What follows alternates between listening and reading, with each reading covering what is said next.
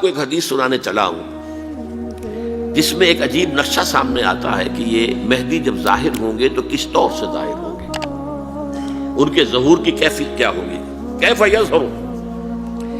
یہ روایت ہے حضرت ام سلمہ سے رضی اللہ تعالی عنہا، حضور کی زوجہ محترمہ ہیں، فرماتی ہیں ام سلمہ عن النبی صلی اللہ علیہ وسلم قال یکون اختلاف عند موت خلیفۃ، موت خلیفۃ۔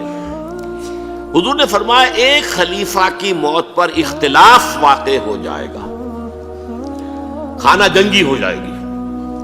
فَيَخْرُجُ رَجُلٌ مِّنْ أَهْلِ الْمَدِينَةِ حَارِبًا إِلَىٰ مکہ، پھر مدینے کے لوگوں میں سے ایک شخص نکلے گا، بھاگے گا اور جا کر پناہ لے گا اور چھپ جائے گا مکے میں۔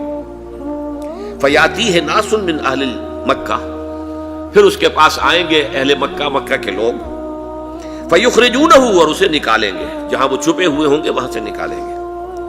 وَهُوَ كَارِهٌ، اور وہ بالکل اس کو پسند نہیں کر رہے ہوں گے، نہ وہ خواہش مند ہوں گے کہ ان کے ہاتھ پر بیعت کی جائے، نہ وہ یہ چاہیں گے کہ وہ میدان میں آئیں اور ان کو جو ہے اپنا لیڈر مانا جائے۔ وَهُوَ كَارِهٌ فَيُبَايِعُونَهُ بَيْنَ الرُّكْنِ وَالْمَقَامِ، لیکن لوگ جو ہے پھر اصرار کے ساتھ ان کے ہاتھ پر بیعت کریں گے رکن اور مقام کے درمیان۔ رکن وہ کونا ہے خانہ کعبہ کا جس میں حجر اسود لگا ہوا ہے، اور مقام ابراہیم جو ہے، ان دونوں کے مابین جو یہ علاقہ ہے یہاں پر وہ بیعت ہوگی۔